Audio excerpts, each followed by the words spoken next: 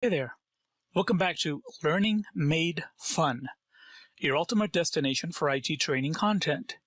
Today, get ready to dive into setting a new container in Proxmox 8.0. So grab your snacks, hit that subscribe button, and let's jump right in.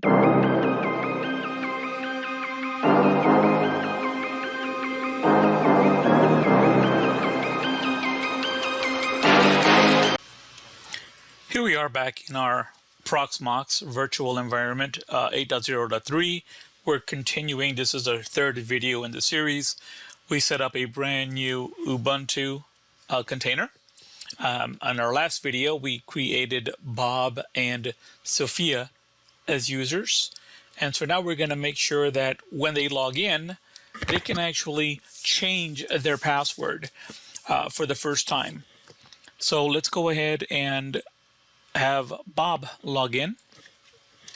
So let me exit here, and Bob's going to log in for the first time.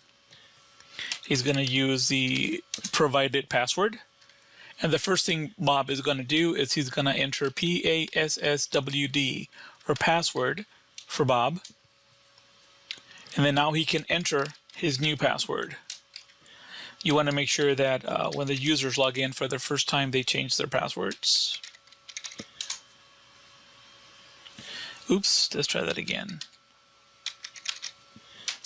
It didn't match. We'll try that again. I was typing it wrong. There we are. It updated successfully. So now we're going to have Sophia log in, and she's going to change her password the first time that she logs in. So here we have our Sophia user.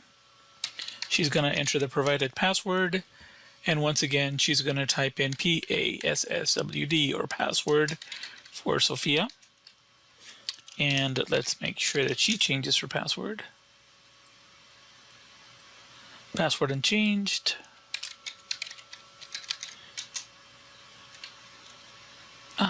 Okay, let's try that one more time.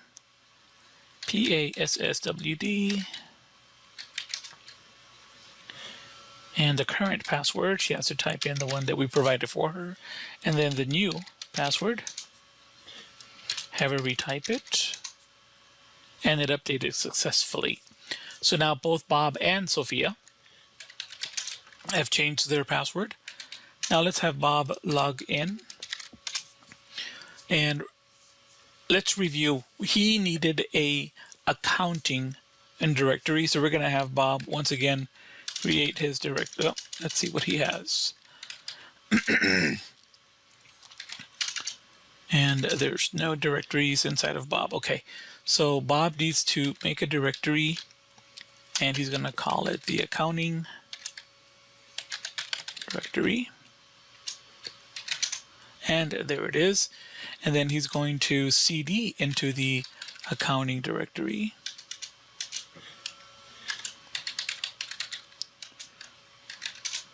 And in there, he's going to make a to-do list file. That's the first thing we have our employees do on their first day of work. So he's going to touch to-do list.txt. And there's this file right there. So let's have Sophia do the same thing. So we're going to log out, and let's have Sophia log in. She needs a directory and a to-do list. So for Sophia, let's see where she's at. She's inside of her production. That's left over from our last video. I don't know why I logged out. Let's go back in here. And let's remove that production that we did on our last video. Remove directory. Yep, it's gone. Okay, so Sophia is actually going to need a production directory because she's part of our production team. So she's going to say make directory, production, directory, and there it is. We're going to go inside of it.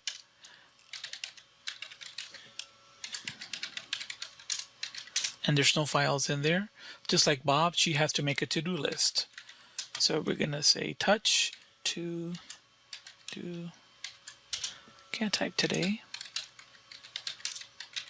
And there's our to-do list file. Now, ideally, they should make sure that they're named their file. So in order to rename this file, the thing that we could do is we can say move, and it was called, oh, I called it, yeah, to-do list txt, and she's going to put her name in front of it.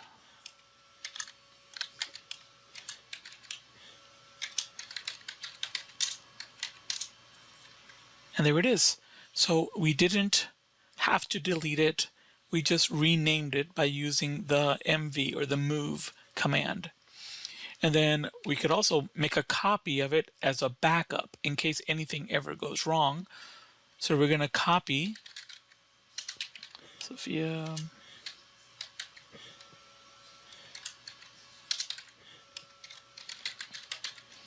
And let's call it a Sophia.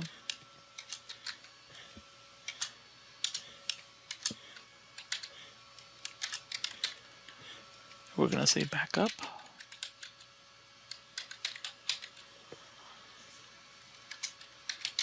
And now we have a backup of that file in case anything goes wrong. So obviously right now it's empty, but it's a good idea to have a backup of her to-do list. So we had her create a directory. We had her make a file with the touch command. We used the mv command to rename the file, and then we made a backup of it using the cp command. So we want Bob to do the same thing. So let's get back and exit out, and let's log in as Bob. And Bob's going to enter his password. And then let's see, he's got his accounting directory, so let's go in there.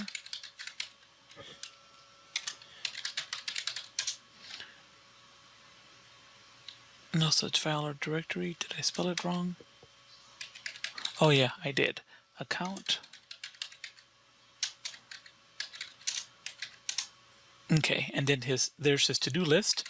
We want to rename his to-do list, so we're going to say move to do list.txt, and the new name is going to be Bob to-do list. List.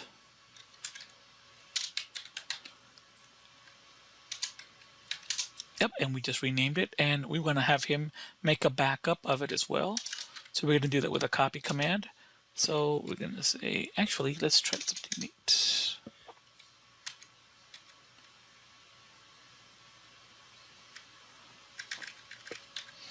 I just use the up arrow, and there's the name of the file. So we're going to say cp. So you want to copy Bob to-do list txt, and we're going to make a backup of it. So now we're going to say Bob to do list backup.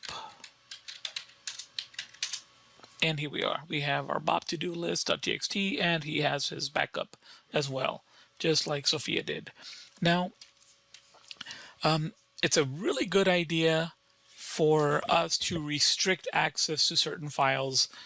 In Bob's case, he's in the accounting department, so we're going to give him higher privileges than Sophia.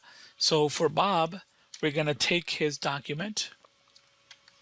his directory, and give it different permissions, right? So let's back up here, and in his account directory, we're going to say chmod to modify, and we're going to say 700, and the name of the folder is account directory. And if we do a ls-l, yep, we can see that Bob should have full access to his directory. and others should have no access with the 700. So now we're going to do the same thing with Sophia. So now let's log out, and we're going to log in for as Sophia, and she's going to use her new password. And she has a production directory, but she's not going to have the 700 access. She's going to have read and execute permissions, but no write or delete permissions. So for her, we're going to say chmod, and instead of the 700, we're going to say 755, and the name of her directory is production directory. And then if we do an ls -l, yep, that's the drwxr. Okay, beautiful. So we used, well, let's see. If we go to the history, we use the password, because they changed their passwords, PASSWD, the password command, when they first logged in. We had them make a directory using the mkdir command. We had them touch a file to create it. So TOUCH is what we use to make a file. We renamed it using the mv command. And then we made a backup of that file, their to-do list, remember, using the cp command. And then using the chmod, we had them add rights that were a little bit different to their directory. We used 700 to give Bob full access, and for Sophia we went with 755, just giving her read and execute permissions, but she cannot write or delete. And then that's it for this video. Thank you for joining, and we're going to continue on our next video.